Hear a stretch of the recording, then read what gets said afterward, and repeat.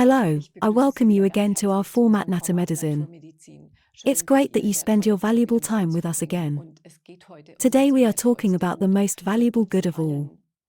It's about health. And today it's about infections exactly. How to treat them naturally and not with the various inhibitors like antibiotics, etc. I'm talking about this today with the medical Dr. Med Heinz Lüscher, a practical doctor and molecular medicine specialist.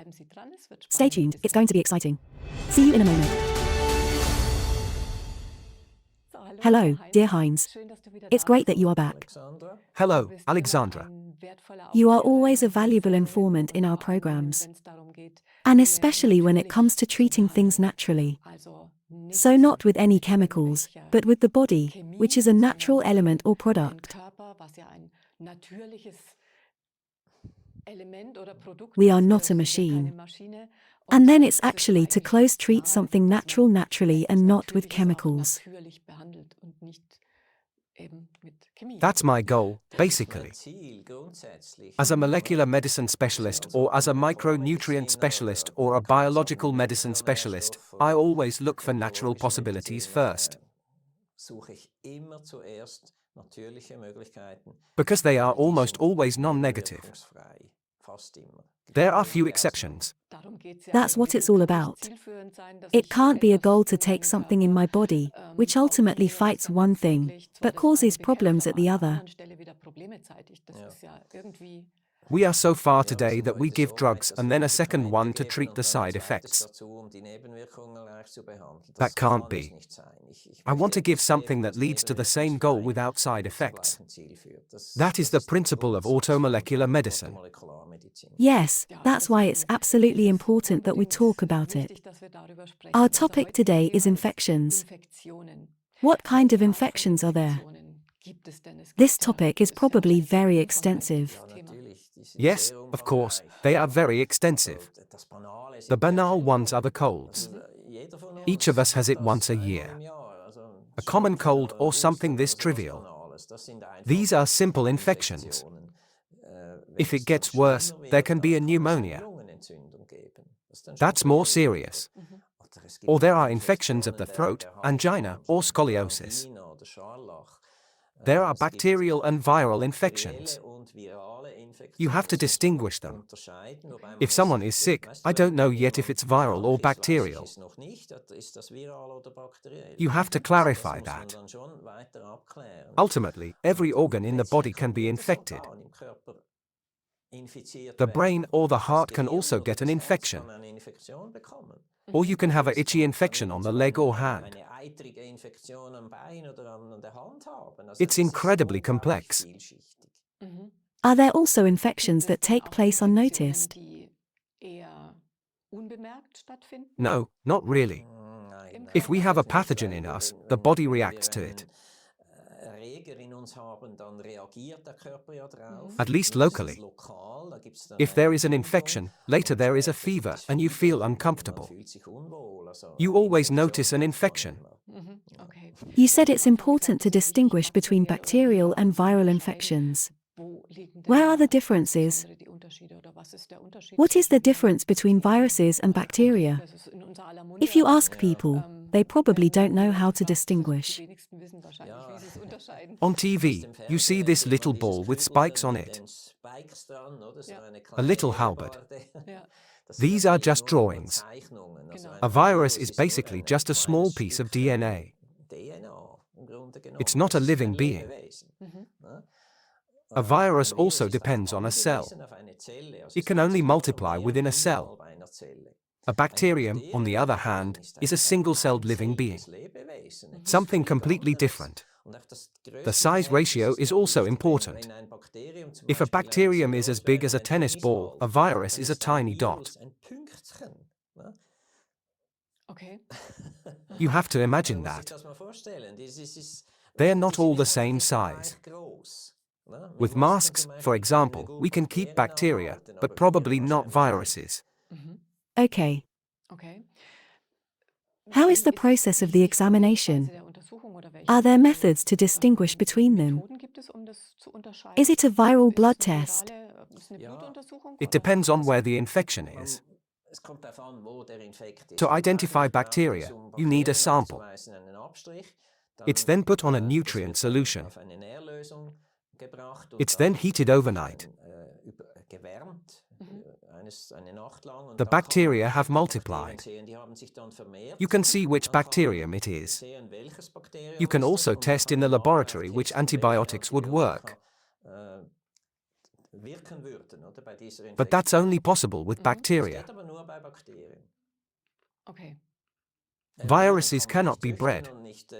They don't multiply outside the body. That's very difficult. You have to find out which virus it was through the antibodies we can measure in the blood. How do you treat viruses and bacteria? What do we know? The typical ones. It's not that easy. We rely on experience. A patient comes in who is sick and has a fever. I don't know what he has. Most infections are viral. Colds, flu, etc. Harmless. I don't have to give anything. I can give fever-reducing or pain-killing drugs. That would be enough. We assume that it could be bacterial if the disease doesn't get better in a few days. Then we have to clarify. But you can't do that with everyone. Too many people have an infection. You don't usually clarify that. What doctors do is give antibiotics if you are not sure. If it's bacterial, I did the right thing. If it was viral, the therapy was for nothing. But there are also super infections. If I have a flu, I have a fever, I cough. Now it could be that a bacterium is added because I am weak. And now a pneumonia arises. That's a super infection. And that needs antibiotics anyway. Are there cases where you, as someone who prefers the natural way, have to take these measures?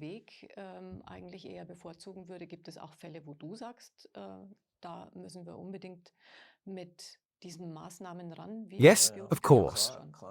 What should I call it? A child with scarlet fever needs an antibiotic, or a severe angina. And with pneumonia anyways. We have to be on the safe side. But if we talk about natural treatment, we are talking about harmless infections. A severe cold, a flu infection. In this area we can of course proceed. We don't need antibiotics. If we think about how an infection is created, I assume that the immune system has a weakness. Otherwise, the body could defend itself adequately. No, you can't say that. Every person can get sick. Even if you have an immune system like a horse. If we are attacked by a certain load of viruses or bacteria, we get sick. The only difference is that the person with a good immune system will experience the disease milder and will recover faster. And there is a smaller chance that you will get seriously ill and have to go to the hospital. It is worth worrying about your immune system. But I get sick too. I have a good immune system. You can do a lot with it. You can experience diseases that affect us all much milder. I didn't want to say that someone with a good immune system is protected from everything. Because when an extreme situation arises, I call it a flood of a large amount of virus load or bacteria.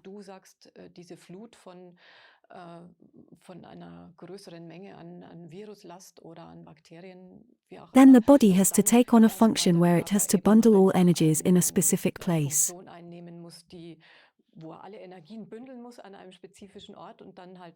And then it can't be like that anymore. And then it can get sick. But as you say, it gets milder. We focus on treating infections naturally. How is your approach to treat infections naturally? The ones where you don't have the severity of the symptoms yet. Basically, I recommend that all people should take care of their immune system. Always. Even children. And you do that with vitamin D, omega-3 fatty acids, magnesium, ideally also selenium and zinc. These 5. If we have filled them well, then the immune system is more or less intact. I can't do much more. Of course, there are many more. We're talking about B vitamins, vitamin C, secondary plant substances that are anti-inflammatory. You could take 1,000 substances to strengthen the immune system. But these 5 are in the center. These are the key substances for a good immune system. And the immune system is mostly created in the intestine. So I also have to make sure that my intestine works well. Because it's getting very complex. But again, these 5 basic substances, when they are filled, are the main thing for the immune system. That's the prerequisite. If I still get sick, I'll tell you my secret. Please do. If I notice that I'm sick, I take 4 capsules of Artemisia. It's a plant that has inflammatory effects. Incredibly good. I take 4 capsules, and every 2 or 3 hours I take 2 more. Many people know this plant Artemisia, but don't take enough. I already had friends who were sick and I said, "Did you take it?" Yes, I took it. 1 capsule in the morning and evening. Then you can forget it right away. It's no use. I need 10, 12 a day. Really fill the body with this Artemisia. Only for a few days. When I had corona, I did it. It took me 5 days. That's very valuable information. I also know it from my mother. When I tell her, please take as much of it as you can regularly, she says, "Oh, well, I'll leave it out. And it will be the same." No, it's not. It doesn't help if you think half is enough. Sure, you can save money or you don't like to swallow capsules. I then decide the uncomfortable. I say, I'll take it, even if I don't like to swallow capsules. And they are still pretty big. But it helps. 3 weeks ago I got a cold and a cough. I took it, 2 days, everything was gone again. That was Artemisia too? Yes. Yes, okay. A very important preparation in this context. But it's good that you already mentioned these 5 substances. We have a flood of information on the market, a flood of preparations. And for each, we advertise. And in the end, you say, I need this, and I need that, and that. There are really many. Echinacea also helps. There are many people who think, I'll take echinacea all year or winter, then I won't get sick. That's not how it works. You shouldn't take echinacea in the long term, not even Artemisia. But only if you're sick for a few days. That's enough. Because it dampens the disease. With Artemisia, we know, it increases a certain form of white blood cells. And especially those that eat up the viruses, they are massively increased. That has been proven. That's probably the effect. Exactly. That's the problem. Nobody spends money to research a plant. I have to pass on some of my experience. But Artemisia won the Nobel Prize in Medicine as a malaria cure 7 years ago. Imagine a plant that cures malaria. And we know, even back then, that people who took Artemisia because of malaria, adhere, and other diseases also improved.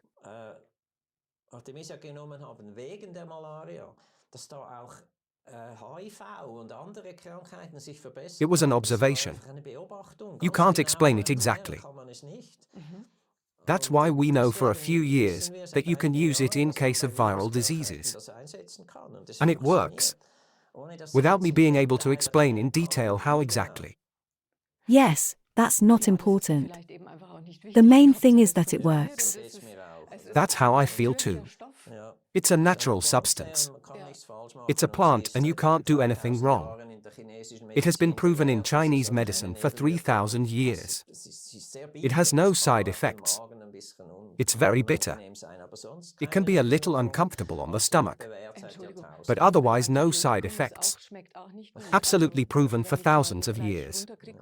An antibiotic doesn't taste good either. If I don't get it down right away and I still have the aftertaste in my mouth. Or it also does something in the stomach. The antibiotic also does something in the stomach. Is Artemisia a welcome alternative?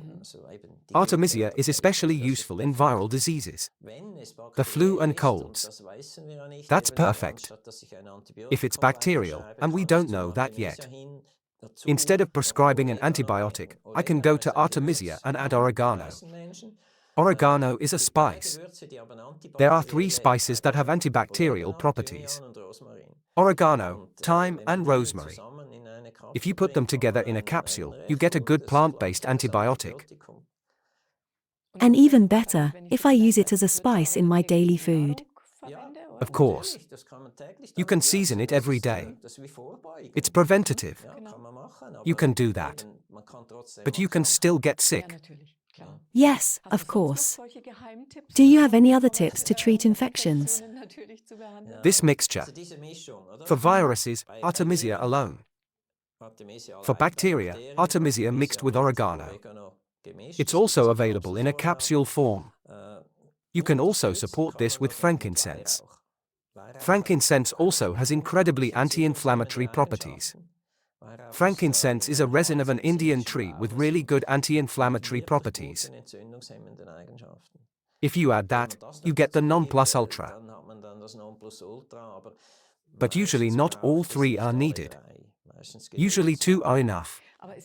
Is it like with Artemisia, that you only use it for a certain period of time? Yes, a few days until you're healthy again. This is not a long-term therapy. Like an antibiotic, you only take it for a week. And these products also for a few days until you're healthy. If I even notice that the high point is exceeded, I am on the way to improvement. Then I stop using it.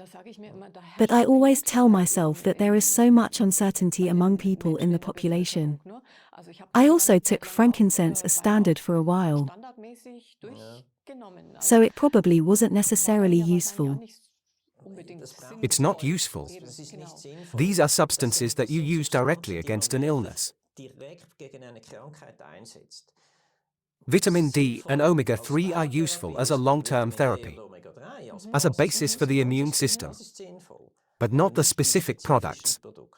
Then we are actually, because we always have to talk about money, and because we always say that these are things that are not supported by the health insurance. We have to spend it ourselves. Then we have a good, compact package, which we can provide ourselves with permanently.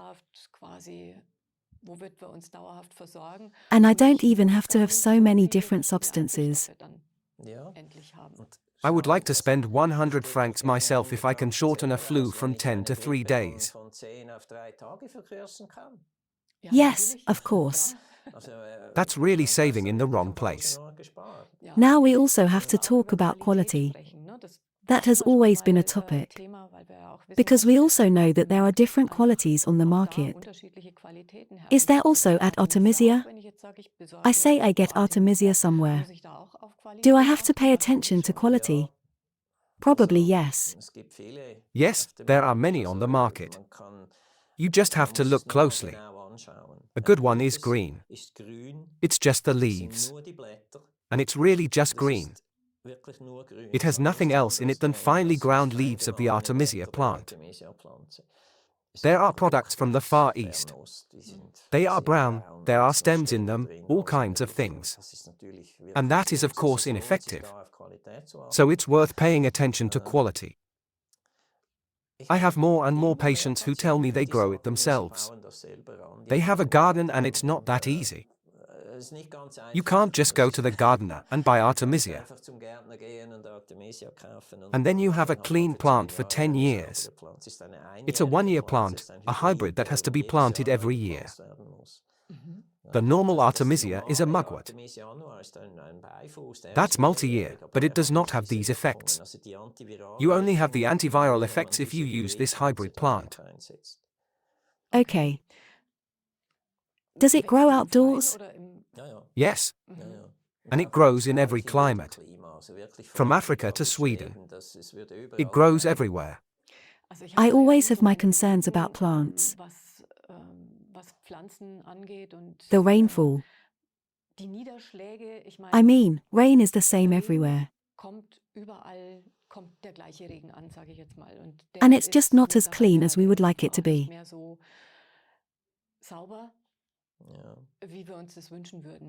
And then I sometimes think to myself, you can grow as much biologically as you want. But when it comes to plants, they are all watered by the same rain. I haven't felt anything negative about that yet. I refer to my Artemisia from a Swiss organic farmer. He makes excellent quality.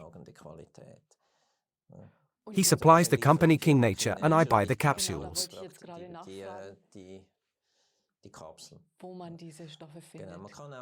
You can also use the powder. You can make tea from these ground leaves. The effect is exactly the same. If you can't swallow capsules, you can make tea. But you really have to make intense, bitter tea.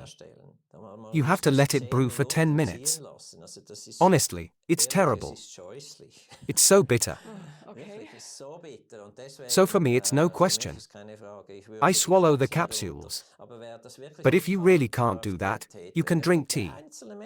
Some people say they love tea. They like the bitterness. That's okay too. The effect is really identical. I keep hearing that the bitter substances are disappearing from our diet. Because it just tastes unpleasant to many people. But the bitter substances are so valuable. Absolutely. Especially for the liver. The bitter substances are cultivated out. At artichokes, pepperoni, rosemary. The bitter substances are cultivated out everywhere. It's so stupid. The liver needs bitter substances to function well. And now we replace it with bitter substances that we buy in the store. We take them in addition. So somehow it has something schizophrenic. Yes. Or the grape seeds that we cultivate out. Grape seeds are incredibly rich in polyvitamins and OPC. We cultivate out protective substances for diseases. Just because these seeds stick between your teeth. It just doesn't make sense. I've never felt it as unpleasant. I think nature produces them like that for a reason.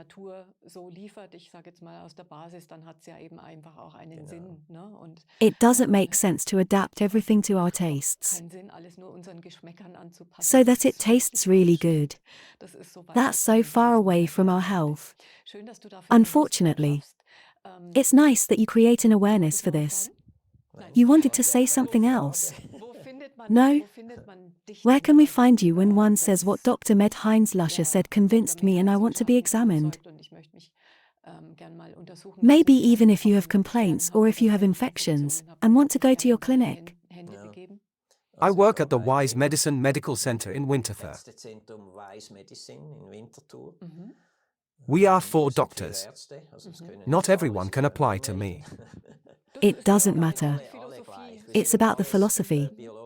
We are all biologically active doctors. It doesn't matter. We also have other therapists, physiotherapists, nutritionists, midwife and neurofeedback. We are very wide. But it's a medical center where everyone is welcome. The name is very nice. Wise medicine. We wanted to express that it is a special medicine. That doesn't mean that the others are not wise. We are an integrative center. That means we integrate the natural substances into the medicine. We are doctors, medical school physicians. But we have an additional offer of micronutrients and maybe also in the lab certain things that we can examine. Others hardly think that you can measure that. So a very individual view of a person, an examination of a person that takes place with you.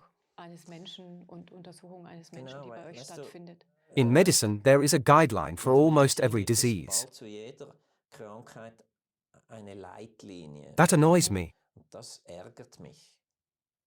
These guidelines make it seem that all are the same. And you are not allowed to do that.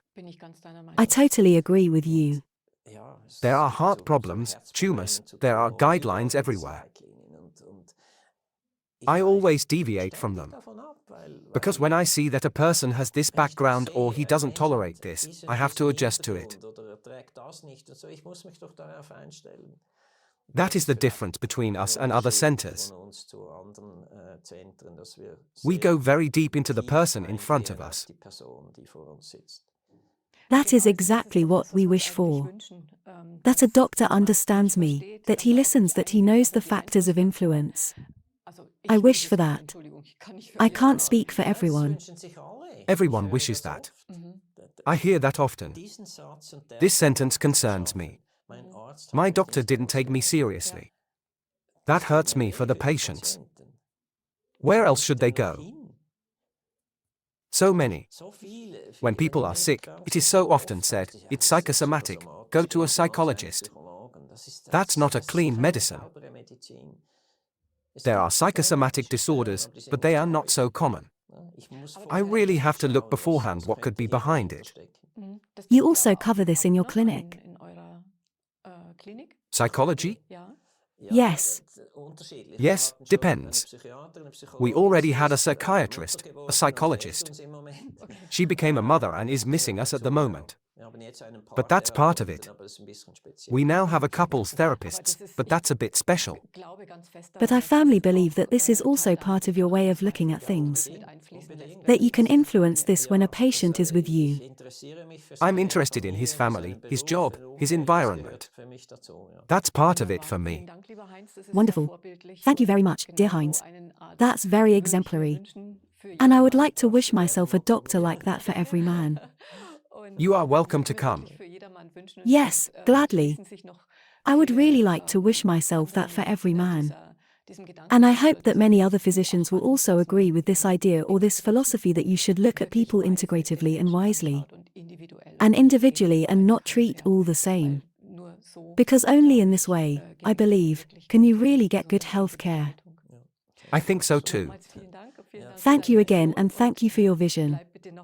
And please stay healthy and in this vitality for a long time so that you can carry on these thoughts. Thank you very much, dear viewers, that you were interested today in how to treat infections naturally. I hope you have received an impulse and a good orientation with which you can best provide basic care and what a secret weapon is for an infection.